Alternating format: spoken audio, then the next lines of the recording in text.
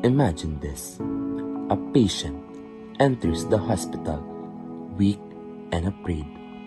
They trust the nurse with everything, their illness, their story, and even their personal information.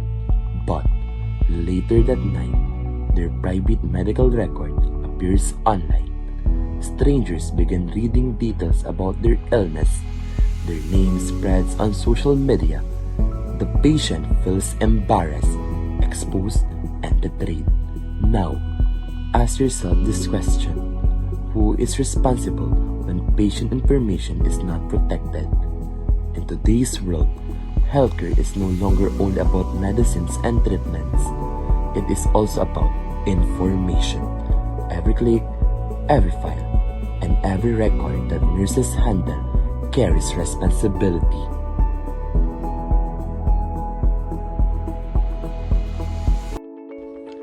Hi! Today, our group will talk about the guidelines and laws on nursing informatics, particularly number 1, intellectual property law, number 2, copyright law, number 3, privacy of personal data and public domain.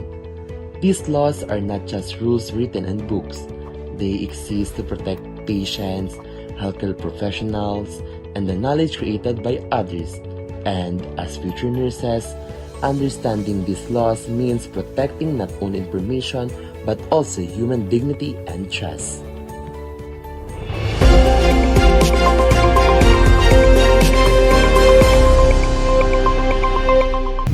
Magandang araw, Pilipinas! Ito ang Nursing Patrol Special Report. Alamin natin kung paano pinoprotektahan ng mga batas ang impormasyon ng mga pasyente sa digital na panahon. Sa panahon ngayon, gumagamit na ang mga hospital ng electronic health record at iba pang digital system. Ngunit kasama nito ang responsibilidad ng mga nurse na protektahan ang impormasyon ng pasyente. Magandang araw! Nandito tayo ngayon sa isang ospital kung saan ginagamit ang teknolohiya para sa ating mga patient records. Ngunit mayroon tayong mga mahahalagang mga batas na dapat sundin ng ating mga healthcare workers tungkol sa impormasyon. Narito ang mga 3 mahahalagang batas na dapat sundin ng ating mga nurses o healthcare workers tungkol sa nursing informatics.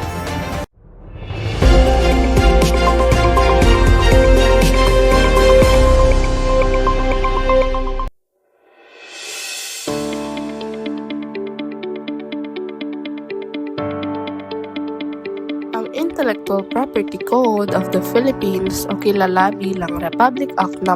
8293 ay nagproprotekta sa mga orihinal na gawa tulad ng software, research, at educational materials. Nandito po tayo ngayon upang interviewin si Ma'am Eheta para malaman ang mga tamang proseso at dapat gawin sa nursing informatics. Ma'am Nurse, bakit mahalaga ito sa nursing informatics? Okay, so mahalaga ito dahil hindi natin maaaring basakunin o gamitin ang mga software, research o medical materials nang walang pahinggilot. So, ibig sabihin, dapat natin igalang ang karapatan ng may-ari. Yun lang po. Salamat po.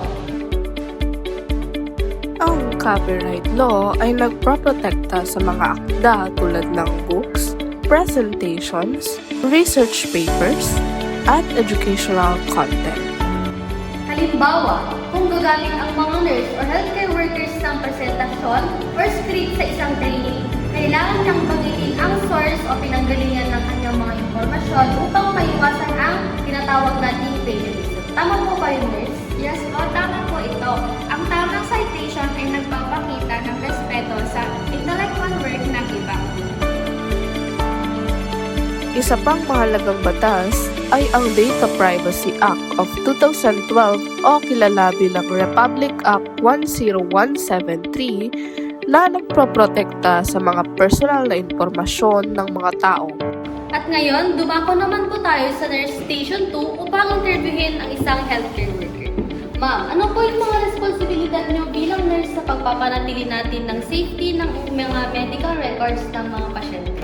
Bilang nurse po, responsibilidad po namin panatilihin confidential ang mga medical information ng bawat pasyente namin at hindi po namin ito maaaring ibahagi sa iba ng walang patutulong. Thank you po, ma'am.